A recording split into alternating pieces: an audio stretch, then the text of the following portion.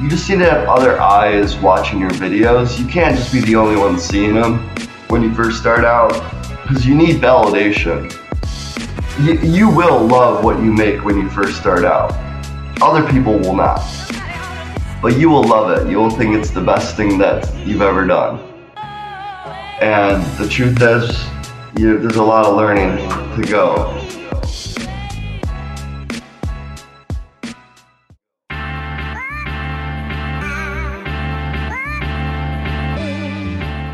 You're listening to Creative Breakthrough, the podcast that provides you with the strategies to elevate your creative passion to the next level.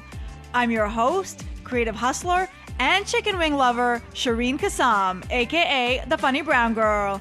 And yes, I have an unhealthy obsession with chicken wings. Now, get ready to flex your creative muscle and keep winning.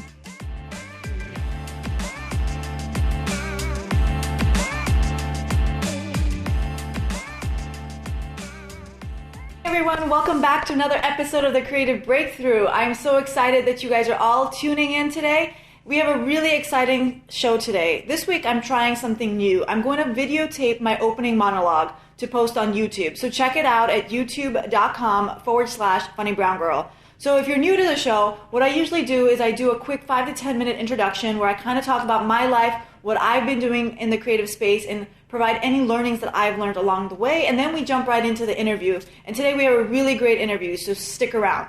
So anyways, like I was saying, usually this is fully an audio podcast, which is available on Spotify, Google Podcast, iTunes, all that good stuff. But this opening monologue will now be available on the YouTube channel.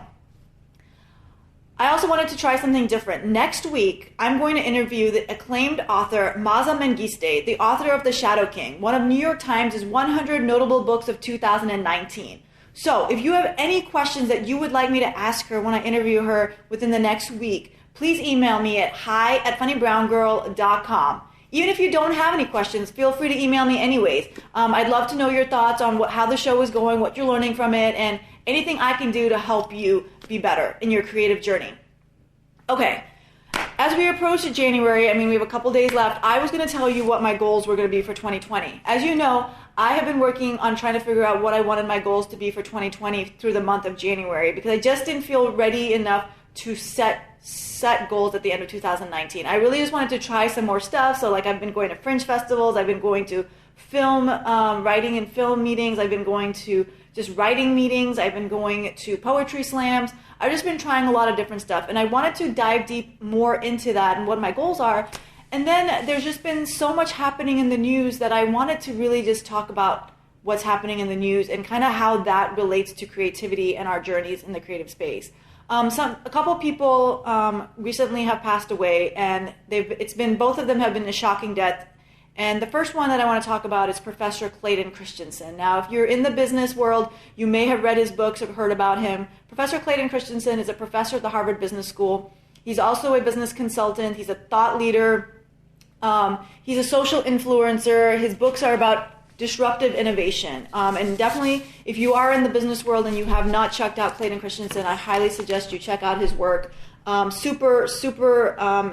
Just really smart guy, ahead of his time, really knew what he was talking about. And I read his books. I've studied him in business school. My sister had the opportunity to take a class with him at Harvard Business School. And just really, it's just shocking. He was 67 and he passed away. And one of the things that he one time had said, and I'm going to read you something, a message that he had in one of his speeches called, "How Will You Measure Your Life?" And it really got me thinking. And so I'm going to read it to you, and then I want to talk to you about why it got me thinking.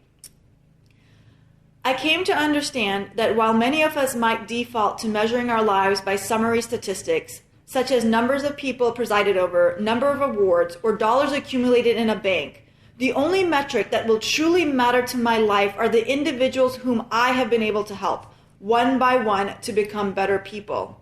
When I have my interview with God, our conversation will focus on the individuals whose self-esteem I was able to strengthen, whose faith I was able to reinforce, and whose discomfort I was able to assuage. A doer of good, regardless of what assignment I had. These are the metrics that matter in measuring my life. This really hit me hard because I've been so focused on setting goals and talking to you about goals, and people have been writing in about their goals. And it's funny because a lot of our goals are measurable, right? And they always say, make your goals measurable. How many clubs are you going to perform in this year? How many states are you going to travel to? How many books are you going to write? Or even how many pages a day are you going to write? And we set these measurable goals because people say that's how you can measure if you're actually being successful. And then you've got someone here like Professor Clayton Christensen who's saying the only metric that really matters is how many people he's been able to help one by one become better people. And that just really got me thinking, like, that's what I want to do. I want to be inspiring to you all. I want to help you all reach your goals. I want to give you that motivation, that inspiration, those strategies. And that's why I interview all these people across the creative space to give you all that information and that data and that research that you may not have, that mentoring. And so that really puts a whole spin again on what my goals are going to be for 2020, because this is what I aspire to. We also lost another amazing person in the last couple of days, and that's Kobe Bryant. And I know that he's not a legend or a hero or an inspiration to everyone. I know he's had his shortcomings, and I'm not saying that I overlook his shortcomings when I say that he is an inspiration, and I want to talk about him on this podcast. But I do understand that he did not have the strongest of values. And I can say that he's been working on that since this incident happened in 2003, but I don't want you guys in any way, shape, or form feel like I am about to say what he did was okay by saying the next piece that I'm going to say. But I'm a basketball player, and so as a basketball player, I admired him, not only on the court but off the court, because he always brought his A game. He was just so incredible. He always strived to be better and better in every game. And every time he messed up, he always tried to come back and say, I can do better, I can be better. And that's what I really loved about Kobe Bryant. And one of the things that he said was, I have self-doubt, I have insecurity, I have fear of failure. I have nights when I show up at the arena and I'm like, my back hurts, my feet hurt, my knees hurt. I don't have it. I just want to chill. We all have self-doubt. You don't deny it, but you also don't capitulate it. You embrace it. And these words are for everybody, whether you're an athlete or you're a creative. Like, how many times have you felt like you don't want to go to an open mic? You're just so tired, or you don't want to open your journal and write. But you do it. You go ahead and you do these things because you're so passionate about what you do, and you want to get better, and you want to move to the next level, and you want to strive for greatness. And that's what Kobe did. He strived for greatness. Something else that's really inspiring about Kobe was that not only was he amazing on the court, and if you don't know, I mean, he was drafted at the age of 17. He went on to win 5 NBA championships. He won 4 MVP awards in the All-Star games, 2 Olympic gold medals. I mean, he's broken multiple records. And then he retired, and he didn't just stop. He didn't just say, okay, I'm retired and I have all this money. He started investing in media. He started investing in technology, consumer goods. He continued to build his global image in China and Europe. I mean, he directed a short film that actually won an Oscar. Did you know Kobe Bryant has an Oscar award? Like, he always wanted to be the best. And he actually was quoted saying, the most important thing is to try and inspire people so that they can be great in whatever they want to do. So really similar message to Clayton Christensen. It's all about how do you inspire people. And then he also went on to say this in a different interview. The question needs to be, what is my passion? Not where can I create the most value or generate the most revenue, but what is my next passion? When you can find that next passion, everything else will make sense. Again, it's not about for him, I'm sure during his career it was like, how many championships can I win? How many records can I break? How many awards can I win? But as he got older in life, and now that he was coaching his daughter's basketball team, he was invested in the WNBA, he was making all these moves, you see that he changed as a person. It was all about being inspirational. It was all about making a difference. It was all about leaving a legacy. And that's what he's done. He's left a legacy. And that's what I want us all to aspire to, is how do we inspire other people, whether it's through our music, our writing, our comedy, our acting. How do we be more inspiring? And I think that once we figure that piece out, and once we realize like this is our passion, it'll all happen and it'll all tie in together. And this has been weighing on me really heavily, because I realize like this is what I want to do. Like, this is not this podcast. I mean, this podcast is what I want to do, but like I want to be an inspiration to people. I want to leave a lasting mark on people's lives. I want people to say that they were able to get X, Y, or Z, or they were able to do X, Y, or Z because Shireen gave them something to help them along their journey. And so that's what I really want to provide for you guys through this podcast. And I really hope that I am doing that. And if there's anything I could be doing better or anything else that I could be providing to you guys to provide that inspiration, to provide that passion, that learning, please email me at hi@funnybrown.com. I would love to hear from you. Okay, I'm going to stop being emotional because I feel like I'm about to cry, and I apologize for that. It's just funny how these people come into our lives and they make these differences, and you don't even realize the difference they've made until they're gone. And it's just, you just want to say thank you to them for what they did, and you don't get that chance. And so this is to all the people I've lost. Thank you for everything you've taught me along the way. I really appreciate it, and I hope that I can make you proud. Okay, oh my God. The one time I decided to record myself, I start crying. This week we have a really fun interview. We talked to JP Lambiase, a fast food junkie craving the cheapest of cuisine with a disregard to fine taste. Born in Seoul, South Korea, he was adopted at 6 months, shipped to the U.S. in a fragile box, and has spent his life in pursuit of becoming an entertainer. With the help of his significant other, Julia Gool, they were both able to accomplish their dreams of becoming YouTubers. JP is the co-founder of the popular YouTube channel Healthy Junk Food, which has over 2.2 million subscribers. Today we learn how to start a successful YouTube channel. If you aspire to be a YouTube personality or just looking to grow your brand and better understand how to be successful on YouTube, this episode is for you. So what are we waiting for? Let's get started.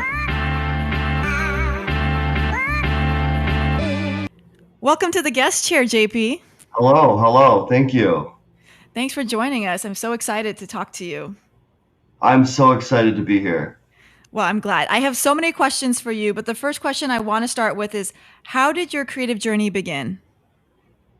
Well, I would say I started doing videos just for fun the minute I got a camcorder, and that might be dating myself, but yes, it was a camcorder. And I just wanted to put some of these weird ideas I had in my head to life.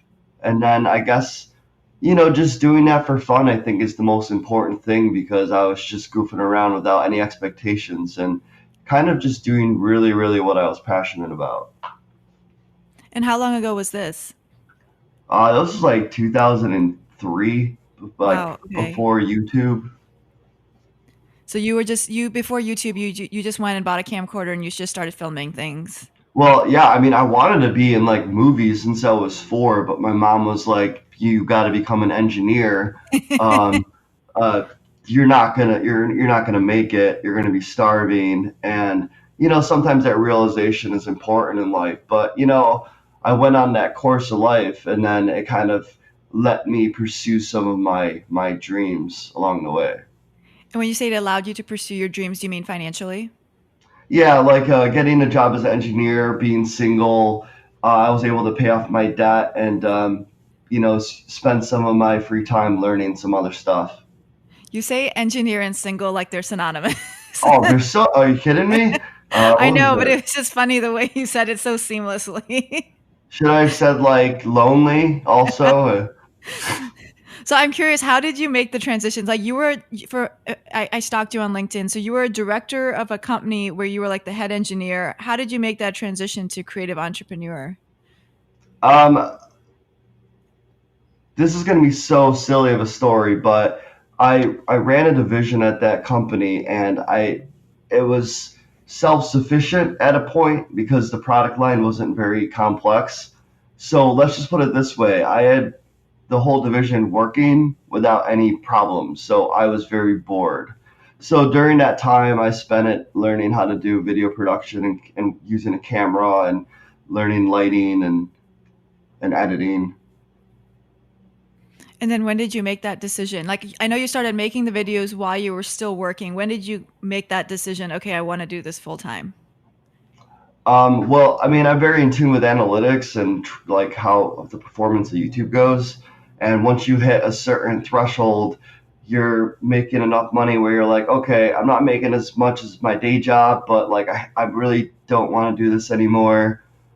And then you just have to, I was premature. Let's just put it that way. I shouldn't have quit, But I didn't quit. I said, I'll work part-time, but they're so upset at me growing this YouTube channel that they're like, no, you're here 40 hours, so you're dead to me. So, I was just like, well, I got to do what I love, man, and I got to look out for number one. So I left. I literally was just like, I'm done then. I'm sorry, bye. And they didn't care. So that kind of pushed us, being under the gun like that. It was very nerve-wracking. Luckily, I have a good support system. I have a lovely fiancé, and of course, my mom was like, if you have to move back home, you can. So she came around? I never had to move back home. We pushed really hard. Julia, my second half of the Healthy Junk Food channel, spent a lot of time really getting like brand deals, anything sponsored. That way we could add some additional revenue to what we were making on the channel alone. And we just took it month per month. And I said, hey, listen, if we can keep doing this, we can still live on our own. No, but did your mom come around from okay, you can do YouTube, or is she still like, no, you will be an engineer? Oh, no. My mom was very supportive about the changes that I made in my life after doing, the traditional I went to college for 7 years to get a 4-year degree. And at that point, she just said, I trust you. Hey, it's me, Shreen. Sorry to interrupt. Creative Breakthrough listeners, are you enjoying this episode? If so, I have a quick favor. Could you leave us a review, whether on Apple, SoundCloud, or whatever platform you're listening from? It's a great way to pay it forward and let other creatives know about the show. Thank you so much. I appreciate it. Okay, I'll get back to the original interview now. Thanks. Bye. Aw, that's so sweet. I think that's every goal, every creative entrepreneur's goal for their parents, to tell them that they trust them. Yeah, I mean, my dad's same. They're very traditional people. They're highly in education. My mom's 100% liberal. My dad's a conservative, and they got a divorce. That's what happens. Left and right wing. I wouldn't marry somebody that didn't believe my political views. We'd be throwing plates at each other at dinner. But politics. Anyway, we're not going to get into that. Yeah, I don't think we'll finish in 30 minutes. So your YouTube channel shows you and your fiancée Julia create at-home versions of America's favorite guilty pleasures. How did you come about deciding that was going to be your focus? Did you research the market, or did you just know that was something you were interested in? Oh, yeah. I mean, back then when YouTube was young, this was around 2013, so it's still pretty young. I didn't do anything business oriented for the channel. We didn't create the channel in any aspect whatsoever for business. We just wanted to memorize the recipes we were making and then watch them back and cook them again, because we were trying to cook more at home. And I thought it was cool, and Julia thought it was a good idea that we start making some of my favorite junk food at home, some of my favorite fast food stuff at home, like Crunchwrap Supremes from Taco Bell, because at that time it wasn't really done because it was so new. So as far as the research, there just wasn't a lot of that back then. Right. So you guys just started making you guys were doing this for fun and putting it up on YouTube. At that moment, there was no, I'm going to be a YouTuber, because that term probably didn't exist either, right? Oh, there's definitely YouTubers. Back then, I would say the really big ones were Jenna Marbles, who's still prevalent today, and Good Mythical Morning and all that was still existing back then. But yeah, I mean, now it's way, way more of a thing than it was in 2013. But I mean, if you think about it, technology, the cameras everyone's got with their phones, it's making it more accessible for anyone to just grab a phone and create a video. Mm-hmm. Yeah, for sure. Do you find it makes it more difficult, even though you have a base built up from 2013? Is it getting more challenging for you to keep growing? Yeah, it's always. I think that's the hardest thing in life. I think someone said it's easy to become successful, but it's very difficult to stay successful. That's a good, yeah, interesting. So what is it like? What is it like being a YouTuber? I mean, you see it on TV and in the news, these young kids are becoming YouTubers, and they they sit in front of the camera all day and they promote things. Like, what is it really like to be in the life of like your day? I think for the young people becoming YouTubers, it's probably like a gift and a curse because they're young, so like they're having fun and they're probably going to do the best at it. I think young people will connect with the young audience watching. But the curse is YouTube pays a lot of money, so these kids are probably getting way too much money at a young age, and their parents are like, "How the hell did you get that Lamborghini?" Like I'm just a school teacher, and my son's making $2.4 million a year. So that's kind of weird. But as far as my own life goes, it's and I think this goes for any YouTuber. It's perpetual. It's never ending. It's that's the reality is it's a lot of work. It's extremely it consumes your life social media wise. You're constantly looking at your notifications, and you got to break away and take some breaks. But we rarely do. And creating a video is like what everyone sees, the fun part. But I guess there's just like a lot of behind the scenes, and any YouTuber will tell you, oh my goodness, they eat, breathe, and sleep it. You don't become successful because you just don't care about it or you're indifferent. You like every embodiment of what you do matters. Every thumbnail, every title, every tag. It becomes almost anal retentive. It's lovely. How long, like you started in 2013, like when did you finally start seeing like momentum and traction? I'd say for the first year, we just were chilling.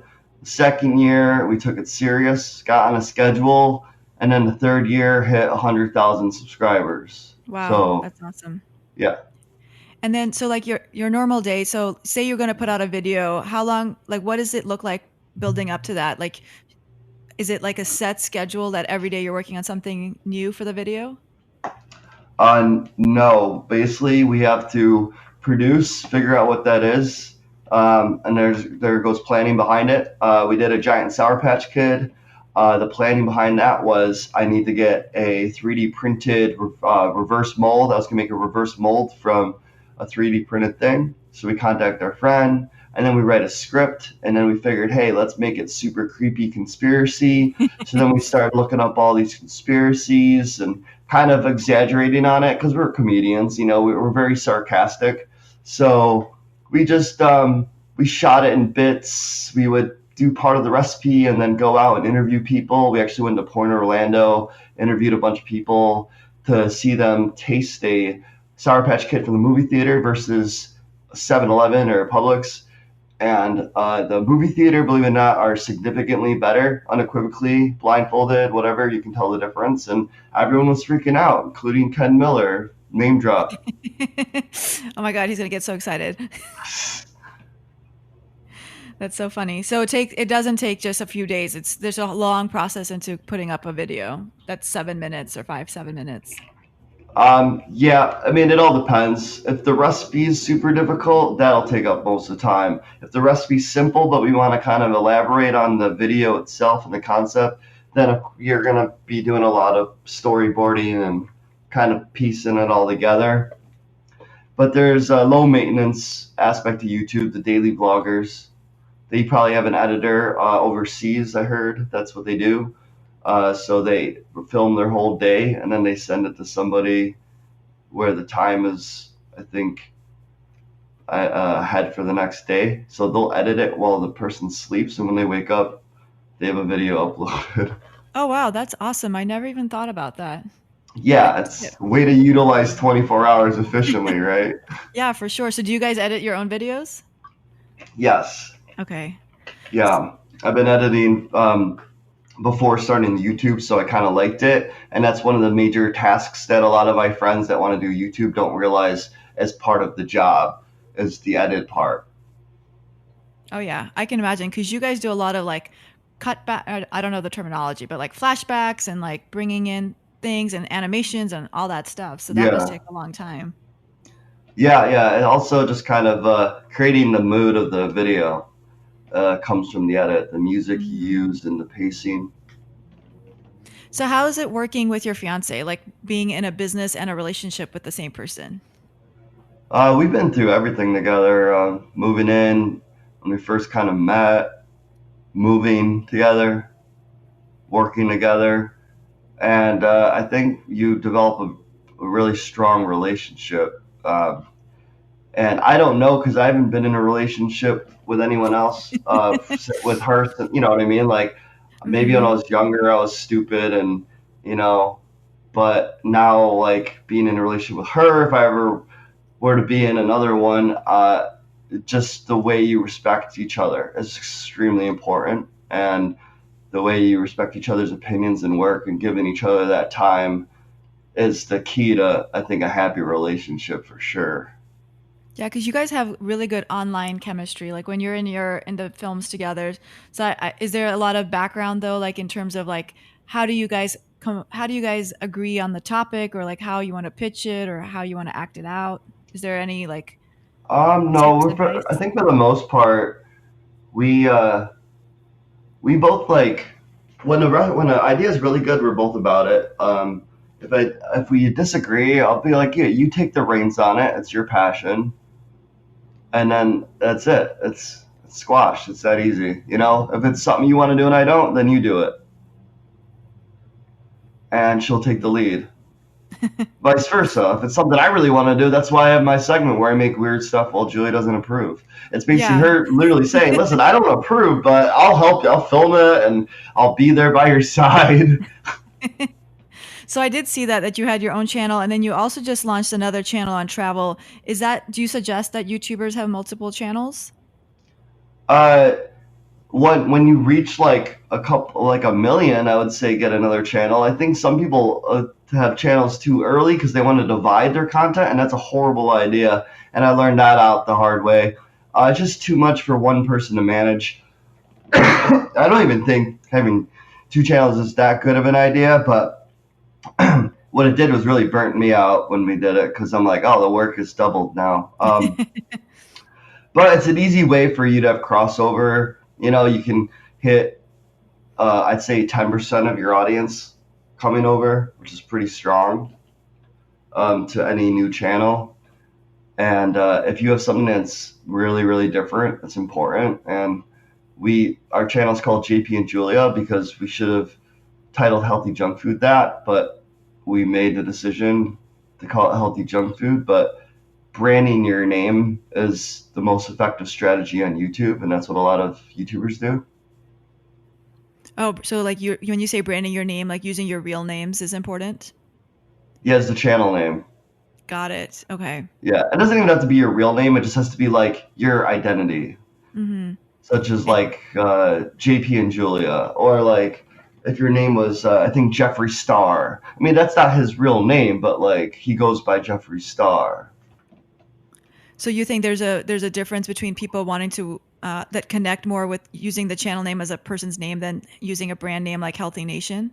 Yeah, you just have to have a different focus for your channel though. It's got to be personality driven. Got it. So you Okay. can't call your channel Jack Smith and then have be like all a mishmash of different people trying exotic fruit because you're like, well, who the hell's Jack Smith, and well, who are these guys eating this fruit? Mhm. Yeah, Oh, that's so interesting. Because I would have thought like healthy junk food is such a good branding name just because it tells you right away what you're going to be talking about. yeah.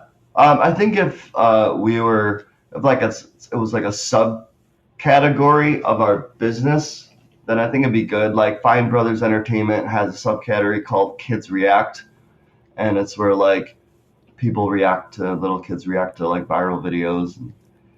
So um, in that sense, yes. But I understand what you're saying. Again, it all has to do with your focus. If your focus is keto diet, you're not going to name your channel necessarily your name. You might be like Keto with Shireen or something. I don't know. Keto Kasam. Is that how you say it? Yep. KK. Not that I would ever do keto diet, but sure. But yeah, so in that sense, your channel name would want to be that. That way people will be like, oh, keto. But you know what? At this day and age, no one, I don't know if people really look at the channel name. At first, they're like looking for the video. And then if they like that video, then they look at the channel name. You know, and at that point, they might look at the channel name and be like, oh, Shireen Kassam. I like her. I like her keto videos. I'm going to subscribe to her. But your channel isn't called Keto with Kassam. Mm-hmm. So I don't think the name matters that much, to be honest with you. Even if you did have like, you know, a focused item that you want to talk about, I don't think that the name matters. They're going to find the video and then they're going to see the name of the channel if they like you. So what other learnings have you discovered along the journey that have been super useful? Oh my goodness, that's such a broad question. Well, so let's say like there's someone who's aspiring to be a YouTuber. They've already started making videos, but they just can't seem to get over that hurdle. What would you suggest? Well, someone needs to come in the doors like Gordon Ramsay of YouTube and just kind of do a breakdown analysis of their entire channel and be like, what do your thumbnails look like? What do your titles look like? What do your tags look like? What are your ideas? Are your videos good? You know, just go through all that. And you need to have at least that to stand a chance. Good thumbnails, good titles, good videos. Sounds difficult. It is. The video part is where you just need to have other eyes watching your videos. You can't just be the only one seeing them when you first start out, because you need validation. You will love what you make when you first start out. Other people will not. But you will love it. You will think it's the best thing that you've ever done. And the truth is, there's a lot of learning to go. Because I thought that. I was like, this video is awesome. 4 years ago, I looked back at that video and I'm like, oh, that's the worst video. I don't know how I made that. So it's all about just getting better and sticking to a schedule once a week. That way you are working for a purpose and you don't flake off, because then when your audience expects a video every week at the same time and the same day, you feel obligated to deliver that. And that's good conditioning and a discipline for you to continue to keep creating videos. Yeah, that's super important. I think even in podcasting, it's the content needs to be consistent. Oh, extremely. The minute you lose that consistency, that's the same thing happens to your audience. It becomes inconsistent. Mm-hmm. Yeah. So do you, like you were talking earlier about how it's super important to know your titles and your tags and your thumbnails. Did you take a class on that, or did you just learn that by watching others? Yeah, I learned everything through the internet or just watching, or because my thumbnails were really bad when they first started too. They just kind of slowly got a little better. But yeah, like, every year different things start trending as far as even the style of thumbnails drawn out. So you got to keep up with that too. Like for a while, people were branding their thumbnails, and then I don't see that as much. And for a while, people had obnoxious borders around their thumbnails. I don't see that as much. Bright yellow colors. Now I see more like artsy type thumbnails, stuff that like you don't need a lot of words. You just have like something really popping. But yeah, it's an art form. You just got to figure out what makes people want to click. Mm-hmm. What other social media channels do you guys favor or heavily use then to promote your YouTube channel? Or not even social media, I guess. How do you get the word out to new listeners or new viewers? When you're on YouTube, it's primarily through YouTube because people don't cross jump. Got it. You can like promote on any other channel, but what a lot of big businesses are doing is they're creating those other social medias as its own life form. It's not an advertisement to go to my website or my YouTube channel. It's just like for Instagram, it's just beautiful food. For Facebook, it's its own short format, 3 minute long food videos with subtitles. And for Twitter, it's interactive stuff, but not. It doesn't necessarily have to be like, we dropped a new video, come over to YouTube and smack a like and a comment. Because, people are like, I'm on Twitter. Like, I'm hanging out here. Thank you. Right. Like, when I decide to watch YouTube later, maybe your notification will remind me again. But for now, I'm on Twitter. That's good advice. So YouTube will monetize your content, and correct me if I'm wrong, but I don't think Instagram or Facebook monetize, correct? So is it still worth promoting on the other channels? Promoting what? Your content. So like putting up snippets and stuff on other channels. Yeah, no, you should totally do that too. I'm just saying, like, as a whole, you should still have it be its own thing with, periodically you can be like, if you want to see more, click here type of thing. So you can definitely promote on Facebook and Instagram. And Facebook monetizes now. It's just a rigorous process.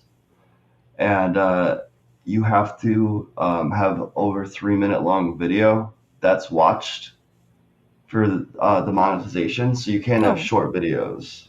Okay. And 3 minutes is a long time. And to get paid, they have to watch X amount of it. And I think they have to actually get to the point where the ad pops up. Yeah, you're right. I have seen these. They're so annoying. They are, yeah. That's how they make, and that's how they make their money. You're watching like a stand-up set, and all of a sudden there's like a pause in the middle of the joke, and you're like, "Wait, what?" That's bad. I mean, I think you can tell when to do it too. Oh, really? Yeah, because I know a lot of them are pretty solid cliffhangers when the ad comes in. I could see that. Now that I'm thinking back, I have a feeling that they must be placing it right before the punchline. Yeah. Which kind of ruins comedy, but I mean, if it was like a little baby about to get a piece of American cheese thrown on its head or something, you could probably just pause it mid-throw and be like, ah! But yeah, it's the different social medias they're all becoming their own thing now, and to do really well at them, you have to be about them. And we're not really. We're like, YouTube's our big baby, so we do promote on our Instagram and Facebook, and it does look sloppy because of that, So what advice do you have for other creatives on their journey, whether they're YouTubers, stand-up comedians, they want to be film actors? What advice would you have for them? I would say just don't have expectations and kind of find that thing in life that really pushes you to be creative, because it's all about letting the ideas come and not forcing them. So if you're in a situation where it's hard for you to think and be creative, find that place that allows you to feel that way, and you'll come up with some great ideas. And with great ideas and hard work, you're going to be successful, because let's face it, great ideas are great for a reason. People, you know what I mean? It's like an invention. And an invention could be a joke. An invention could be a recipe. An invention could be just an invention, like a bottle opener. But I mean, yeah, and don't be afraid to give your body a break too. Don't think that you just gotta grind hard like you're the next Marshall Mathers, or the next Robin Williams. Just be you and keep doing. Yeah, you made a really good point before we started recording. You said, work smart, not hard, because you don't want to burn yourself out, which I think is great for any creative to keep in mind. Yeah, exactly. I that was beautifully said off the record. Yes, you did a really good job saying it, and I crushed your spirits, and I was like, we're not recording yet. So let's jump into the lightning round real quick. Lightning round, I'm going to ask you 5 questions, rapid fire, and you just answer with the first thing you can think of. Okay. Question 1. What is the best piece of advice you've ever received? Finish your breakfast. Question 2. What is your definition of success? Being happy. Who inspires you and why? Jim Carrey. He's the best thing ever. What's a habit that's helped you on your journey? Being over obsessive. What do you want your legacy to be? Little JP. That's cute. Hey, JP, where can our listeners find you online? They can find us at healthyjunkfood.com. That's HELLTHY, junk food, all one word. That's our website. You can pretty much find everything there. Very cool. Well, thank you so much for joining us today. This was super insightful and very, I mean, I'm not a YouTuber, but I totally learned so much that I didn't even consider you need to know to become a YouTuber. So thank you so much. Yeah, no, it's crazy. It's a fun journey. Well, listeners, take a look at their videos. The chicken nugget one was one of my favorites. I remember watching that. I don't remember when it came out, but that's how I got hooked on their channel. So start with that one and then keep watching because not only do they make you hungry, they're fun and exciting. So great job, JP. Thanks. Thanks so much. Wow, so much great content there. Key takeaways from JP. 1, do it for fun without any expectations.